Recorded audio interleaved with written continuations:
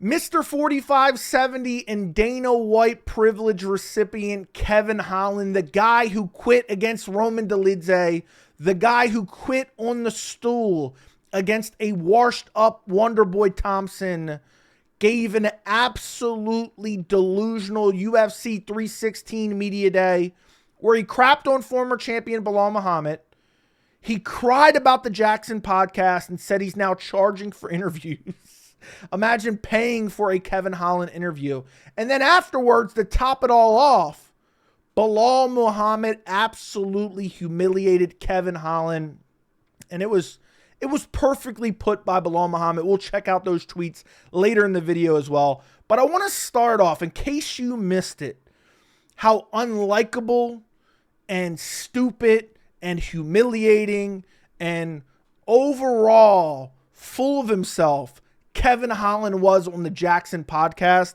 I know a lot of you guys have already seen this, but I just got to remind you what an absolute embarrassment Kevin Holland is. We're going to take a look at two clips. The first one is the 4570 clip. The second one is him talking about being champion and not wanting to be champion. And it's just absolutely hilarious because it's an ultimate cope because he doesn't have the skills to be champion. He doesn't have the skills to even be top 15. But he acts like, yeah, man, I don't want to be top 15 or top 10 or top 5 or champion because, man, I don't want to be so famous, man. I want to be able to walk around Walmart and not get recognized. But let's listen to the first clip, 4570, Mr. 4570 here. Listen to this.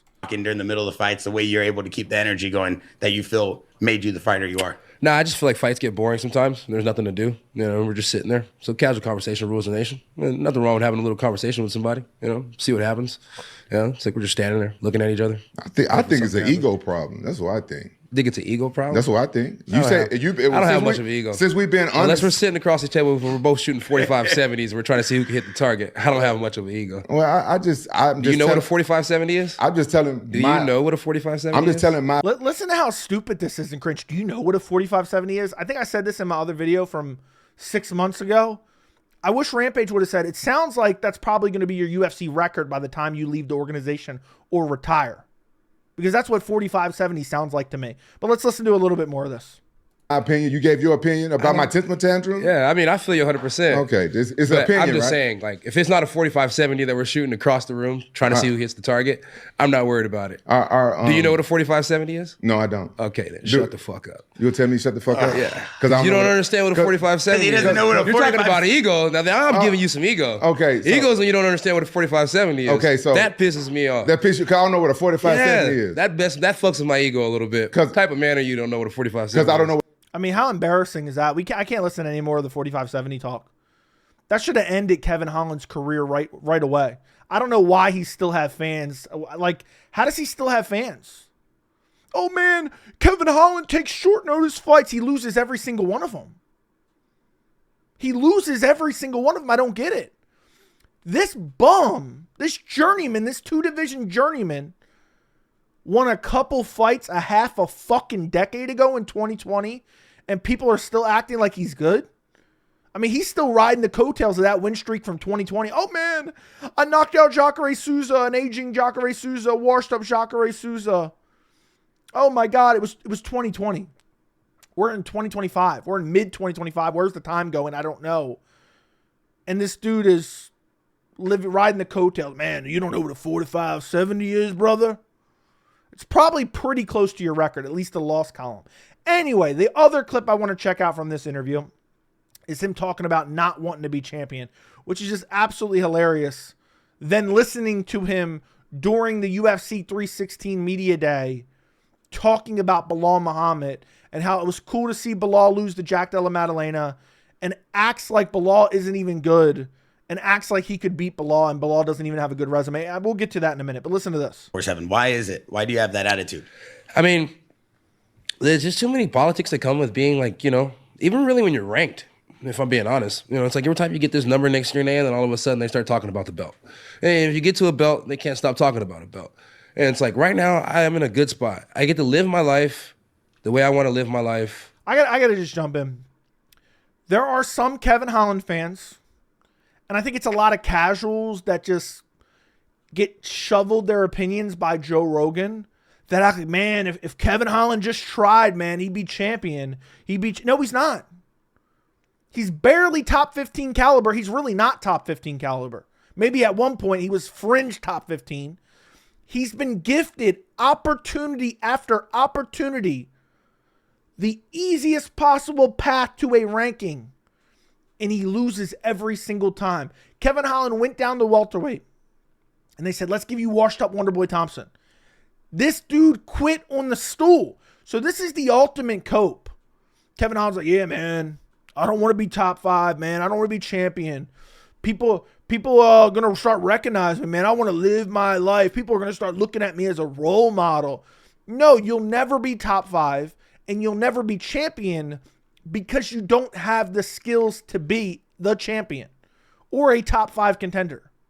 You're showing up for a paycheck, which you've shown countless times when you quit against Roman Dolidze. You quit against Stephen Wonderboy Thompson as well. Quit on the stool, said, I can't take it no more. This old man beat the dog shit out of me. But it's just awfully funny hearing this from him. And then he has the audacity to talk about Belal's skill set, who, I mean, you could take Belal's last 3 fights and it's better than Kevin Holland's entire resume. But we'll get to that in a second. Let's continue. Monday through fucking Friday. Every once in a while, people see me and they know how I am. So they don't give me a hard time. If I'm not with the family, they'll get a picture.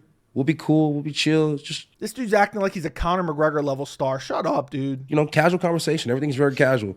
It's like if you were the champ and you're, you know, even if you're top 5, you know, you're top 5, top 10, you know, you're a contender, you're looking to become a champ, you're supposed to hold yourself a certain way to be the champ, right? Like, people are supposed to be able to look up to you. Don't nobody gotta look up to me. I'm just a fucking athlete showing up, doing my job, and I'm really a barbaric motherfucker. I'm fighting, right? So you don't have to look up to me. And I didn't see any of that barbarism against Rainer de Ritter. I didn't see any of it against JDM. I didn't see any of it against Stephen Wonderboy Thompson. Didn't see it. Didn't see it against Roman Dolidze. Didn't see it there. That's how I want it. I just want to be able to step in, do my thing, step out, be okay. If I get a fucking belt, I got 1 million+ followers. There's nowhere you can go. People don't know who you are. You can't walk through Walmart with a regular hat on, get away with stuff. You just can't do anything. You know, it's like everybody knows this cowboy hat. It's like if I switch out to my dark brown one, they don't know who I am. I wear this one. They know it's Kevin. They know it's Big Mouth. You know, it's like they know what it is. So he swaps out cowboy hats and he's just unrecognizable. He changes the color of his cowboy hat. People don't know who he is anymore. I'm going to go out on a limb, boys. Kevin Holland says, you know, I don't want to be top 5. I don't want to be champion. Then I have to be a role model. Then I have to have so many followers on Instagram and people are going to recognize. I'm going to go out on a limb and say Kevin Holland, he could give 150% of his effort into his training and to becoming the best that he can be, and he still won't have to worry about that. I'm going to go out on a limb. Maybe that's a bold prediction. I don't think you have anything to worry about. I don't believe you will ever be champion unless somehow Dana White gifts him a title shot and then the guy he's fighting gets injured, like John Jones, Chael Sonnen style, where John Jones beating the piss out of Chael. He gets the TKO, but then right after that, they look down, they realize his toe's broken. They would have stopped the fight had it made it to the next round. That's the only way Kevin Holland would ever be champion. I mean, there's no way, shape, or form he would ever even have the merit to fight for the belt, okay? He would never even have the merit to challenge for a belt, let alone win one, okay? And I can promise you that. I'm going out on a limb, but I promise you that. Anyway, one other thing I want to look at before we look at Media Day is him being asked about the belt. He's talking about, yeah, I want all this money and this and that. And somebody says, well, why don't you care about the belt if you want money? And Kevin Holland gets pissed because he knows, he copes. He's like, I'm not really trying, man. If I tried, I would be champ, but I don't want to be champ, so I'm not trying. But in reality, he knows he doesn't have the skills to become champion. But yet he'll talk about another guy who has who had a crazy long win streak, one of the best welterweights of all time, in my opinion, and a former champion who then he shits on and acts like he doesn't even have a good resume, which we're going to get to in a second. But luckily, Belal then humiliated him afterwards with facts, like Belal always does. But let's listen to this. This was before UFC Noche. Like, I like how I get paid, and the way I get paid is to show up and to win fights, you know. So I show up, win fights, do the contract, assassinate the person in front of me, collect my checks, and go on to the next one. So I just look forward to keep fighting. Just fight as much as possible. I don't concern myself with belts whatsoever. You know, it's like... Yeah, we can tell. We can tell by your performances. Guys are fighting for a title. They're no longer in my in my vision anymore. Makes sense. That makes sense. Guys who are fighting for a title or close to fighting for a title should not be in your vision because you're not good. My glasses can't see them. Why are you not focused on the belt? Like, why is that something that doesn't? Why are you guys so focused on the fucking belt all the time? Like, Well, I excuse my language, but why are you so focused on the belt? I just told you I'm not worried about the belt, and you go back and repeat, ask me about the belt. Like, I'm not worried about the belt. Why are you so worried about the belt? You don't even fight for a living. Why are you so worried about the belt? Well, I'm not worried. I don't fight. I'm not worried about it either. Why? This is an insecure, pathetic man.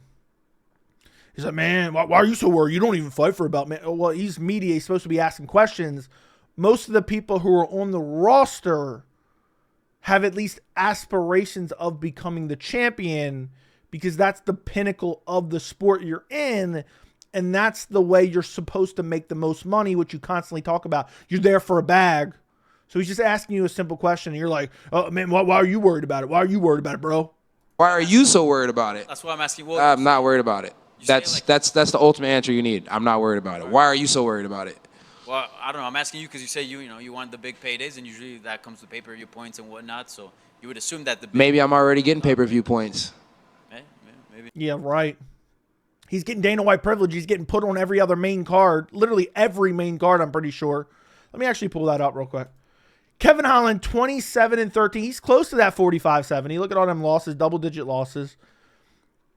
Yeah, I'm pretty sure this fight night he was on the main card. 311 he's on the main card. 307 he's on the main card. 302 he's on the main card. 299 he's on the main. I mean, this is Dana White privilege if I've ever seen it. And look at this. Look at these wins and losses. Loses 2, wins 2. Loses 2, wins 1. Loses 2, wins 1. And half of these fights he's quitting in. Like a little bitch. Curling up into a ball. Rainer Day Ritter, my official hitman. Took out him and Bo. Anyway, there's a little bit more to this. You don't know, right? Sure. True. All right. Yeah, I do know. You don't get pay-per-view points, Kevin Holland. You're not that special. You might suck Dana off behind the scenes, but you're not getting pay-per-view points. Anyway, let's jump onto the actual media day. He's not concerned about the belt, but he's so happy that Belal lost, and Belal isn't that good. The first clip I'm going to show you isn't that bad. The first 2 clips I'm going to show you are about Belal Muhammad. Then we're going to get into the Jaxxon podcast a little bit. And then he actually storms off because he doesn't like anybody asking him about the Jaxxon podcast because he completely humiliated himself there and had a bunch of fans turn on him there because he looked like a complete asshole and an embarrassment to himself and his family. But we'll get to that in a second. First question is his thoughts on Belal losing to JDM. Listen to this. To watch than Belal, so it was pretty cool to see Belal lose the belt. I thought Belal was going to lose the belt regardless. I've been said a long time ago when Islam. Oh, he knew. He knew Belal would lose the belt. I thought you weren't worried about the belt. And it was cool to see. And by the way, we're going to look at a screenshot that Kevin Holland posted on Twitter that shows how stupid he is and how dead behind the eyes he is because he acted like it was some gotcha message with Belal Muhammad, and it just made Belal look like a nice guy. But we'll get to that in a second. Let's continue. Islam was teaching him how to hold the belt, that if it wasn't somebody else that take the belt from him, it'd be Islam. So I thought Islam was going to come up regardless and take it. What did you make of that fight between Jack and Belal? Because I think even fans were surprised at maybe just how exciting it was between those two. I mean, Belal's best win to me was Sean Brady. I was shocked that he ever beat Brady, but his best win is Sean Brady, acting like that's his only good win. Keep in mind, this is Kevin Holland's resume. Gunnar Nelson is a dead body. This fight was super competitive. Rainer Day Ritter whooped him like a dog. Roman Dolidze made him quit. Michael Olashechek dropped him before there was an early stoppage in the favor of Kevin Holland. Michael Venom Page, MVP, slaughtered him and bullied him. He lost to Jack Della Maddalena, but didn't even try to fight in that fight. Just sat there and showed up for a paycheck. He was scared of JDM. Beat the washed up dead corpse of Michael Chiesa. Washed up dead corpse of Santiago Ponzinibbio. Quit on the stool against Wonderboy Thompson. Kevin Holland was busy being a bum at middleweight, okay, getting out grappled by everyone at middleweight, came down to welterweight, and the UFC said, let's give him the most, optimal matchup at welterweight that is a top 10 ranked guy. It was Wonderboy Thompson, who's washed up at this point in time. Everyone's like, yeah, man, Kevin Holland's going to win. Kevin Holland, this and that. Wonderboy went out there, whooped him, and made him quit on the stool. Nobody even talks about that. He got destroyed by Khamzat Chimaev. Then you go back and you look at his wins. Before that, he beat Tim Means, Alex Oliveira. He had no contest against Kyle Dawkins because of a headbutt. Lost to Marvin Vettori. Lost to Derek Brunson. When has this dude ever took a short notice fight and won? I don't remember every single one of these, which were short notice fights. But this dude doesn't win short notice fights ever. So I don't know why people act like, oh, man, it's so cool. Like, we already know the outcome, so what's the point of him even fighting anyway? He's just a perpetual loser. But, yeah, this is his resume. And he said, yeah, man, Belal's best win is Sean Brady. Like, Belal doesn't have a good resume. I've said this before. I've been called, and that's not Belal's resume right there. I've been called a Belal fanboy. Belal is one of the GOAT welterweights. I don't care that he never defended the title. He went on such a long streak. It doesn't matter that he didn't have the title because he might as well have been the champion anyway. Look at this run that he went on. Look at this run. Look at this long run he went on. First off, he didn't lose since 2019 up until 2025. Okay? Kevin Holland could never do that. He can't string more than 2 wins together before he shows up and quits. But look at this run. He beats Damian Maia. He beats Wonderboy Thompson. This was a Wonderboy Thompson that wasn't completely washed. Like when he beat Kevin Holland, that was a much more diminished Wonderboy.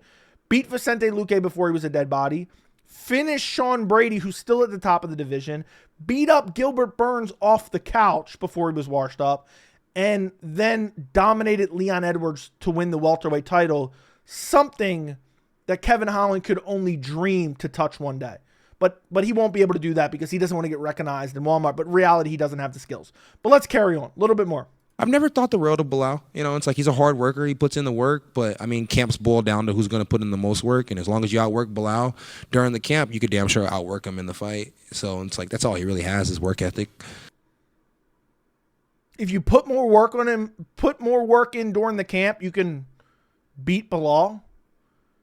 I would take Belal off the couch at 185 pounds to whoop Kevin Holland like the little bitch bum that he is. He would treat Kevin Holland like Rainer Day Ritter treated Bo Nickel, but it would be in the first round. And this dude's like, yeah, man, best win, Sean Brady. You know what Sean Brady would do to Kevin Holland? I can't even say here because I'd get demonetized, but think of Conor McGregor in a hotel room. Sean Brady could do that to Kevin Holland. Belal went out there and dominated and finished Sean Brady. And this dude's like, yeah, man. I never thought the world of him, man. It was cool to see him lose his belt. I thought you weren't worried about it. I wish someone would have said that to him. I thought you weren't worried about the belt. Why are you worried who's holding it? You'll never hold it, buddy. You can't even beat someone who's close to it, let alone actually challenge for it. But let's continue a little bit more. Actually, no, that was the end of it. That's pretty much the end of the Belal comments from Kevin Holland.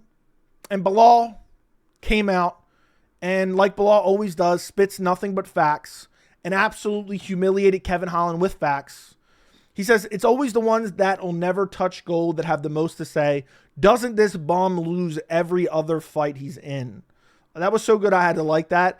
To answer the question, yeah. Look at this. Look at this, guys. Look at this resume. The red is losses. Okay, look at this Kevin Holland resume right here. Yeah, Kevin Holland shows up for a paycheck, quits half the time. Occasionally when he fights a complete and utter bum, he'll squeak out a win or raise a close win. But yeah, this dude's talking about Belal's resume, who has an amazing resume at 170. Meanwhile, Kevin Holland is a career 2-division journeyman who's got nothing but privilege, who literally does not belong in the UFC if he wasn't Dana White's boy and a recipient of Dana White privilege. Absolutely insane. And then Belal also said, if you fight every month and lose every month, are you the most active fighter or the most active loser? Couldn't have said it better myself. People are like, yeah, man, Kevin Holland, man, he fights on short notice and loses every time. I don't get it. Like, why does he get glazed? Why do people hype him up for taking short notice fights? Give me $500K a fight, which, by the way, Kevin Holland's probably not getting. But give me a large paycheck. I'll fight every other month, and I'll lose every other month, and I'll collect those paychecks. Like, to act like that's noble. Oh, man, he took it on short notice and got dominated and quit on the stool against Wonderboy, who was a favorable matchup to him. Yeah, oh, yeah, man. That's sweet. That's sweet. So, Belal, one of the greatest welterweights of all time. Doesn't matter they didn't defend the belt a bunch of times. Okay? One of the greatest. Look at his resume. It speaks for itself. And you have Kevin Holland, who is a career bum journeyman. Honestly, I think calling him a journeyman is a little bit too much praise for Kevin Holland. but he's the one talking about Belal as if Belal was never good. That is insane to me. And then to top it all off with Kevin Holland's delusion and humiliation, we're gonna get to the part where he talks about the Jaxxon podcast. But to wrap up the Belal portion of this dude had a big gotcha. I waited for years, but you still want to smoke? You got the gun, ex-champ. Dude's talking about guns again, talking about that 4570. Like, he posted this as if it was going to make Belal look bad. By the way, I forgot to mention this. Even this clip of him flipping out at the press conference, look at Belal right here. Holland wins by sub Saturday. Like, Belal's being nice as can be back in September of 2023. And then in the screenshot that Kevin Holland posted, Belal messages him. It says, first off, congratulations on the victory. Good, great performance. Second, Dean mean any disrespect to GM3, but got to please the crowd. Might do a 170 test run, but we can run it. So third, I guess, would be let's fucking do it, boss. Any weight is great. I messed up. I think I said Belal said this. Is what Kevin Holland said. This is Kevin Holland's message to Belal Muhammad. Okay? Belal Muhammad said, you doing a 170 test run? Let's do it. If you miss, I won't take your percentage. Won't miss if I drop, but appreciate that. Is this supposed to make Belal look bad in any way, shape, or form? Like, dude seems like a great guy here. Oh, do a test run. If you miss, I won't take your percentage. I won't take your paycheck. So, I mean, this was supposed to be, like, I don't know. Kevin Holland is so dead behind the eyes and so low IQ. I literally think this was him trying to be like, look at Belal messaging me years ago. Dude said, hey, man, if you miss weight, I won't take a cut of your purse. Anyway, Belal humiliated Kevin Holland, but Kevin Holland, he couldn't settle for just that, okay? Because he had to humiliate himself when asked about the Jaxxon podcast. And to top it all off, then at the end of the interview or end of the press conference, really wasn't the end. He just kind of stormed out because he didn't like the questions that he was being posed. We're going to start off with him asked about Jaxxon podcast. And he starts talking about how he's going to be charging ridiculous sums of money for interviews now, which is just delusional. Kevin, right here. So I haven't seen you do any interviews in the lead up to this fight. Was that an intentional thing, and why exactly? Yeah, ever since the Jaxxon podcast interview, I really don't just do none of that shit anymore. It's like they kind of killed it for everybody. They kind of killed it for everybody. Like, anybody gives a fuck about your interviews, you bum. So let me get this straight. He went on the Jaxxon podcast and made himself look like a dumb little bitch, crybaby, egomaniac. And he's acting as if it's their fault. Okay. I mean, I think that speaks for itself and how dumb he is. But yeah, man, the Jaxxon podcast ruined it for everybody, man. I'm not doing interviews anymore. I look like such a dumbass. And I lost the fans that I did have because I was talking about 4570. I mean, this is just delusional. It gets worse. And speaking of that, they still owe me a couple grand, and they always do a bad job of paying me on the first of the month. They always pay like around like the 10th or something like that. I don't know if they having a money problem, but I don't really understand that. Are they paying him royalties? I don't get that. Like, how many views did this get? This got 400,000 views. I don't know what he's getting at there. Why would they be? Does he advertise their chains? Why do they owe him money? Are they paying him installments? But then he tries to like throw shade at him. Like, yeah, man, I don't know if they're having money problems or not. Like, what? Let's continue. They need to do a better job paying me on time. So, future reference for all you guys that want to do interviews, I charge out the ass now. So, unless you're getting it this week, you ain't getting one. Dude's charging out the ass. If the Jaxxon podcast paid Kevin Holland for an interview, it was so expensive they had to be on a payment plan. I think that might be humiliating for them. Who is paying for a Kevin Holland interview? Who would want to pay for a Kevin Holland interview? I mean, I'm not sure what would be worse. Imagine wanting to talk to Kevin Holland for a prolonged period of time while he makes himself look like a dumbass. Or maybe listen to Chandler talk about Conor McGregor. I think Kevin Holland's worse. I would like to listen to Michael Chandler talk about Conor. I'd love to have Chandler on and grovel for that Conor McGregor fight. I got one dude on my mind. Me, you, Conor, on me and my wife's anniversary. But yeah, he's going to be charging for those interviews. I don't know who's going to be paying those. And if the Jaxxon podcast is paying him installments for an appearance on their podcast. They are dumb as a box of rocks. But I guess that episode kind of got, reposted everywhere, clips everywhere. So maybe it was worth it, but I couldn't imagine paying this bum, this 2-division journeyman bum who trades wins and losses every other day.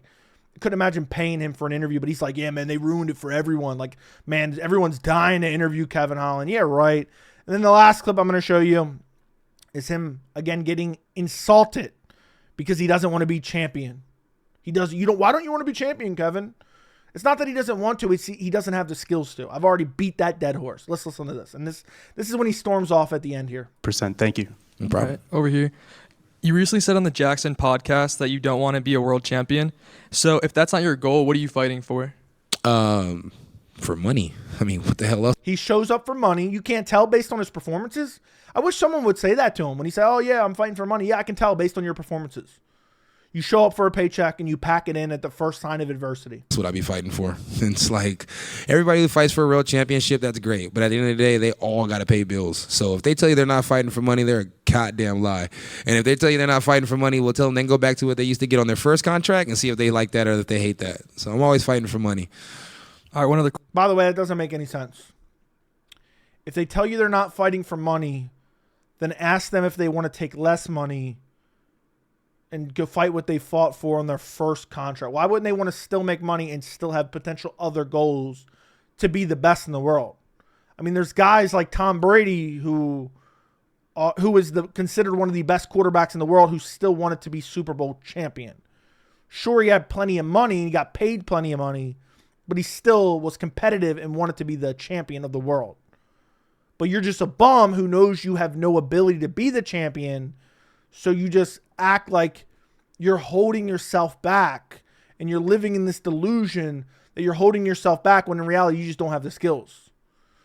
When he should just say, oh, look, if it happens one day, it happens, but right now I'm just trying to get better. But instead he's too busy talking about 4570 and acting like he's a celebrity in Walmart. Let's listen to the end of it. Question. How is your current relationship with Rampage Jaxxon? My current relationship with Rampage Jaxxon? Bro, Rampage Jackson's not in the UFC, is he? No. Get off his dick. Thank you. I'm out of here, guys. Have a good day. And he's like, I'm out of here, brother.